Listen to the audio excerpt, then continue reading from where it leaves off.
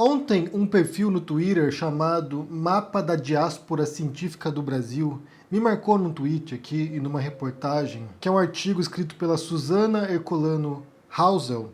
É um artigo antigo, na verdade, um artigo de 2016, e que fala sobre o êxodo, sobre a fuga de cérebros do Brasil.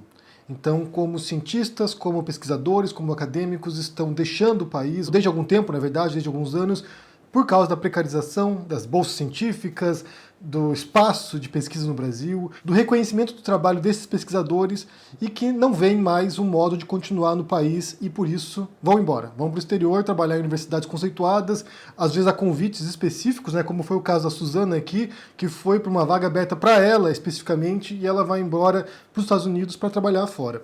E nesse tweet, esse perfil me marcou junto com o Silvio Luau, com a Rosana Pinheiro Machado, com a Débora Diniz, com a Mônica Deboli e eu aqui, né, e fala sobre como pessoas acadêmicos foram embora do Brasil. Eu publiquei em seguida falando que eu não faço parte dessa diáspora, porque o que eles falam aqui são de acadêmicos que foram embora do Brasil, e eu não sou um acadêmico.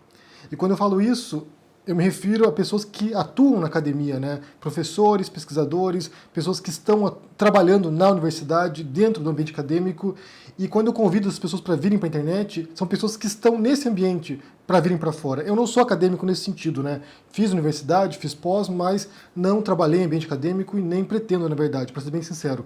Muito cedo na minha graduação, eu compreendi que não era um espaço para mim. E não porque fosse algum problema na academia, mas porque não se encaixava naquilo que eu queria ter feito, naquilo que eu gostaria de fazer, nos meus projetos individuais, como escritor ou como pensador, ou como qualquer outra coisa.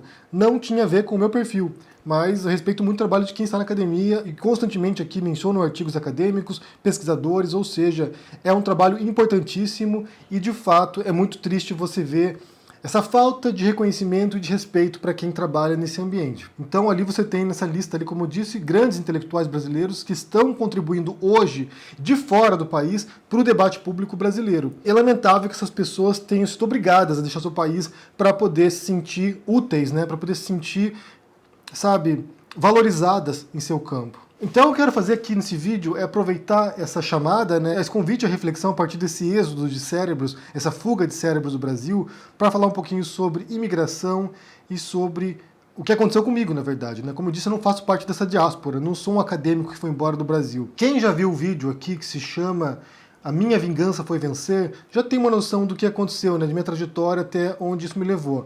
Mas quando eu fui embora do Brasil, eu fui embora como a maior parte dos imigrantes pobres vão embora. Eu e minha esposa fomos embora em 2006 do Brasil, então era outro cenário. Eu não cheguei a pegar, sabe, o momento de prosperidade econômica do PT ali, o boom econômico no Brasil. Eu não peguei essa fase e não peguei também a crise econômica que seguiu em 2014 em diante. Então, assim, eu estava fora já. Eu fui embora porque eu não via no Brasil, isso já em 2006, eu não via a menor perspectiva de ser reconhecido naquele campo ao qual eu me dedicava, que era escrita. Então a gente foi embora para se arriscar, fomos trabalhar com os mais diversos trabalhos. Eu não era um acadêmico indo para uma universidade dar aula, eu fui para fora como imigrante igual a maioria dos imigrantes do planeta. A gente foi para ralar, para trabalhar duro, para fazer trabalhos que os locais, né, os nativos não querem fazer. Então foi um outro cenário, foi uma outra realidade, foi pedagógico o negócio mesmo, assim, foi realmente para descobrir o que era ser discriminado, o que era ser uma minoria, no caso do imigrante, o que era ser menosprezado, subestimado pelos locais, ou seja, foi uma outra experiência que abriu muito meus olhos. Para mim, talvez tenha sido um momento de virada mesmo, na minha percepção de mundo. Porque embora no Brasil não fosse rico, fosse classe média baixa, certas relações sociais eu só fui perceber quando eu fui ser imigrante pobre nos Estados Unidos. Ali me abriu totalmente os olhos. Muita gente não precisa passar por isso para poder compreender esse tipo de discriminação, esse tipo de preconceito. Muita gente sofre isso no próprio país delas, né? No próprio Brasil, muita gente sofre isso. Negros, pobres, nordestinos que vão para o sul do Brasil, homossexuais, ou seja, tem muitas minorias no Brasil que sofrem preconceito diário em seu próprio país. Eu só fui descobrir isso quando eu fui embora. E na época, o perfil do imigrante era esse. Era de um imigrante econômico, pessoas que não tinham oportunidade em seu próprio país, pessoas que não viam qualquer saída no Brasil e que iam embora, muitos mineiros, muitos goianos, né? Então a gente lá fora, nos Estados Unidos, a gente começou a conviver com os imigrantes brasileiros e começamos a perceber também como era a vida deles. E é engraçado porque o tema da imigração sempre foi um tema que sabe, falou muito comigo, sempre me afligiu bastante. O meu primeiro romance, que eu escrevi no ano 2000, se chamava O Canto do Peregrino, que era a história de imigrantes europeus indo para o Paraná. Então era a história de famílias de imigrantes alemães, poloneses, italianos, ucranianos, indo para o Paraná e a vida que eles tinham lá. E quando eu escrevi esse romance, eu tinha 20 anos de idade. E eu pensava nas trajetórias dos imigrantes no Paraná, de fato, né? Fui pesquisar, li muita coisa sobre isso. No Paraná, essa questão da ascendência europeia é muito forte, né? As pessoas, quando se conhecem, perguntam ali, você é descendente de quê? Da italiano, polonês, ucraniano? Ou seja, tem uma coisa com essa etnia, né? com essa origem europeia muito forte no Paraná, em Curitiba principalmente. É uma coisa típica de lá, para ser bem sincero. E causa estranhamento para quem não está habituado com isso. E quando eu escrevi esse livro, na época, eu retratei esses imigrantes que deixaram seus países, imigrantes pobres, paupérrimos, alguns deles, que deixaram seus países, como uma aventura, né? Como uma jornada de otimismo, de esperança. Nós vamos embora do nosso país, mas vamos para um lugar melhor. Então a gente vai poder prosperar nesse outro país. Essa era a visão que eu tinha na época, aos 20 anos, escrevendo sobre um passado que era do século XIX. 1886, por exemplo, quando começam a chegar os imigrantes italianos no Brasil. Quando eu me torno imigrante, quando eu fui embora do país e passei a conviver com os imigrantes, eu voltei para reescrever esse texto. Eu voltei para reescrever esse livro. Não acabei ainda, para ser bem sincero. Esse livro aqui é um work in progress que já tem, sei lá, 20 anos quase. Então eu voltei para reescrever esse livro. E nessa segunda pegada, já como imigrante, já com a experiência pessoal de imigrante, conhecendo outros imigrantes também, eu fui reescrever esse livro e mudou completamente o tom da mensagem. Era um outro livro, na verdade. Porque esses imigrantes que, a princípio, na minha primeira leitura, que era de otimismo, passou a ser uma visão melancólica. Porque eu fui ler cartas, e tem cartas interessantíssimas de italianos, por exemplo, escrevendo para seus parentes na Itália. Ou seja, italianos, imigrantes que foram para o Brasil, chegaram no Brasil e descobriram que não era aquilo que eles imaginavam, se frustraram com aquilo. E esses imigrantes italianos escreviam cartas para os seus parentes na Itália, dizendo o seguinte: por favor, mande para mim dinheiro que eu quero voltar para casa. E esse tipo de história a gente via muito entre os brasileiros que estavam no exterior.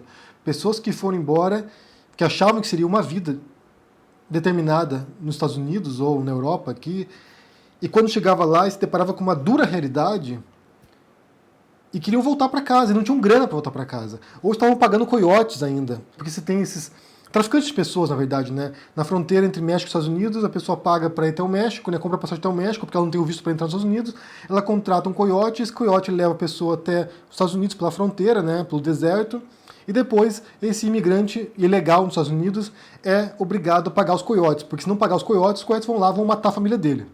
Então eles ficam lá anos pagando coiote, porque é caro isso, sei lá, não sei quanto custa, mas deve ser mais de 10 mil dólares para fazer isso. Certamente deve ser mais do que isso.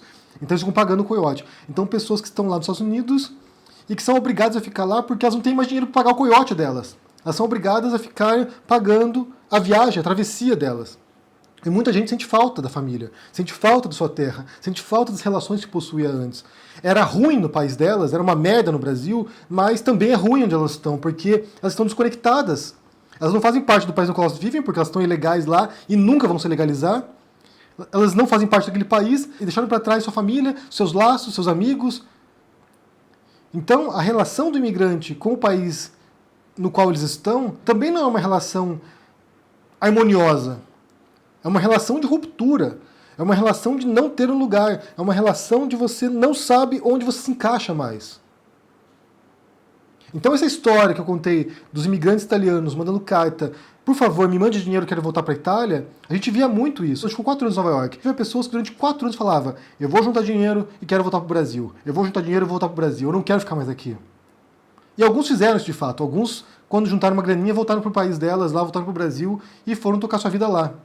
E depois foram embora de novo também. E uma coisa que a gente observava, já naquela época, é que você tem vários patamares de imigrantes, né? Você tem esse imigrante pobre, né? Igual de fazer parte também, né? Esse imigrante pobre que vai lá para ralar. Você tinha uma classe intermediária que era uma elite, uma classe média alta no Brasil. Essa elite acadêmica também, que você vê pessoas que já vão embora com um posto melhor, que já vão contratadas do Brasil, né? Alguns profissionais, por exemplo, de TI ou de design gráfico que vão embora, que já vão, sabe, num posto já mais bem consolidado, que não vão lá para ralar, que não vão lá para, sabe, quebrar pedra, que não vão lá para trabalhar na construção, no brick, como eles chamam, né? Vão fazer um trabalhinho com um pouco mais de status. Vão para trabalhar lá no Silicon Valley, vão trabalhar no Google, no Facebook. Então você tem um grupo que já está no outro patamar. E você tem um terceiro patamar, que é o patamar das superestrelas, né? Tipo Gisele Bündchen, que vai embora do Brasil e vai morar em Nova York para ser supermodelo, para ganhar milhões, para casar com o Tom Brady, trumpista Tom Brady.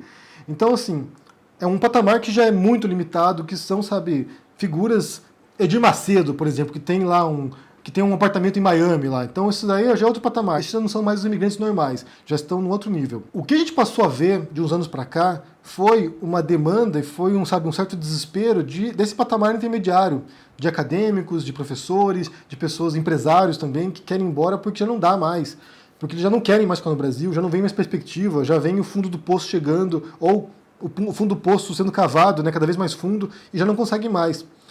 Então, eu não condeno quem quer ir embora. Sinceramente, eu não condeno mesmo. Tem um stand-up comedy, se eu não me engano, é o do George Carlin, eu acho, quando ele fala sobre patriotismo, né? Como é ridículo ser patriota. Porque a pessoa diz assim, eu tenho orgulho de ser americano. Orgulho do quê, cara? Você nasceu no país. Você não escolheu nascer lá. Você nasceu. Por acaso você nasceu num país. Não é nem motivo de orgulho nem de vergonha. Você nasceu naquele lugar. Você não escolheu estar lá. Você se orgulha daquilo que você faz, daquilo que você criou, daquilo que você conquistou. Você não tem por que se orgulhar de ser nascido num país. Eu não tenho orgulho de ser brasileiro, nem vergonha de ser brasileiro. Eu nasci no Brasil. E foi por acaso. Podia ter nascido no Afeganistão. Podia ter nascido na Finlândia, mas nasci no Brasil. Então não tem motivo de orgulho nem de vergonha isso. Então nesse sentido eu não sou patriota. De pensar assim, o meu país é o melhor lugar do mundo. Não penso isso. Penso que tem sérios problemas, tem qualidades, tem, sabe... É um país complexo como todos os demais. E se a pessoa tem a oportunidade ou tem a vontade de ir embora para ter outra experiência fora, para ter outras oportunidades fora, que vá. Que vá. Se pode fazer isso, vá e faça. Eu li, por exemplo, o artigo da Suzana e ao ler aquele texto, eu sentia que havia, naquele depoimento dela, da cientista ali, da neurocientista, até uma ponta de vergonha dela de abandonar o país. Tipo assim, eu não queria, mas eu tô indo, eu preciso para minha carreira, eu preciso para que eu me sinta bem. Há um conflito nela ao relatar essa experiência dela de ir embora do Brasil. Porque é como se você abandonasse as pessoas. Porque é como se você abandonasse seu país. E não tem isso, não existe isso. Você continua sendo brasileiro fora. Você continua sendo filho do seu pai, filho da sua mãe, irmão dos seus irmãos. Você continua tudo igual. Eu entendo quem quer ficar e lutar, eu entendo. Que quer continuar fazendo suas coisas, que quer continuar investindo no país, eu entendo completamente. Quem quer fazer isso, faça. Quem quer ir embora, que vá. Quem quer voltar, que volte. Eu acho que cada um de nós aqui sabe as escolhas que fez, as motivações para fazer o que fez. E felizmente, ao contrário daquele italiano no século XIX, que mandava uma carta para os pais suplicando por dinheiro para voltar para a Itália, hoje em dia é muito mais fácil se deslocar, né? Hoje em dia é muito mais fácil. Pega um avião e volta. Se tiver a grana para pagar também, né? Mas é bem mais simples, né? Não são semanas no mar, no navio, tendo enjoos. Não é igual como era no século XIX. Tem um museu em Nova York, na Ellis Island, que é uma ilha na qual chegavam os imigrantes. Os navios que partiam da Europa para os Estados Unidos, os irlandeses, os italianos, bem, de várias nacionalidades, eles desembarcavam em Ellis Island, que era uma espécie de um centro de triagem dos imigrantes. E visitar o museu que tem lá é muito comovente, porque você vê essas histórias dessas pessoas, né? Você pode pegar lá uns telefones, você pode ouvir gravações das pessoas, elas contando a chegada delas, a viagem que elas faziam. Nós somos uma espécie que originalmente era nômade, que viajava, que se mudava. Então quem quiser investir em outro local, que acha que não vale a pena mais, que acha que o suor que você dedica pelo país não está dando resultado, vá sem culpa. As pessoas vão te acusar, as pessoas vão te criticar, mas que se dane também, sinceramente que se dane. Cada um de nós tem de arcar com o peso das suas escolhas. Do caminho que você tinha lá no passado, que você fez lá uma encruzilhada e você escolheu essa rota e siga adiante. A vida não é fácil fora, a vida não é fácil no Brasil. Não é fácil, não é fácil. E cada um tem que matar o seu leão por dia aqui.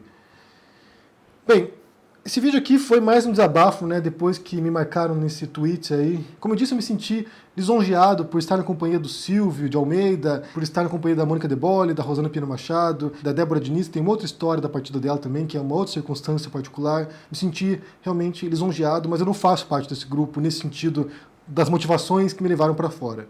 Não sou um acadêmico, ou seja, não trabalho na academia, não trabalho na academia aqui fora também. Meu trabalho hoje é aqui no YouTube e é com os meus livros, é na literatura e na escrita. E para chegar nesse ponto aqui, foi um longo caminho. Foi um longo caminho que já contei para vocês anteriormente, mas foi um longo caminho de altos e baixos, de muitos baixos, baixos bem baixos também.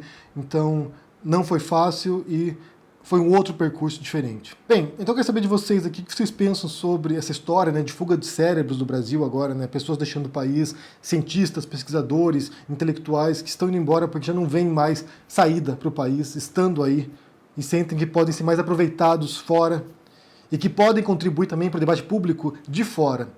Eu até publiquei uma frase ontem, que vai virar a frase de um livro um dia.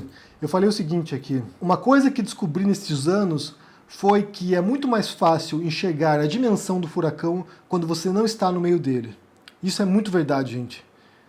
Eu percebo certas disputas internas no Brasil que se dão hoje, as pessoas, sabe, o arranca-rabo, o tanto de ódio, de intolerância, e olhando de fora, sabe, é muito mais assustador. Eu consigo perceber como isso vai dar ruim. Quem está no meio do furacão está tão envolto na sobrevivência que não percebe o absurdo da situação. Quão inaceitável é a situação. Então eu quero saber o que vocês pensam sobre isso aqui. Deixa no comentário aqui embaixo, deixa o joinha, assine o canal, ajude no Apoia-se, confira o meu livro Minha Especialidade é Matar, está na pré-venda na Cota Editorial e já está disponível em e-book na Amazon para você ler no seu Kindle, no seu celular ou no computador. Então a gente se vê por aí, abraço e até mais. Tchau!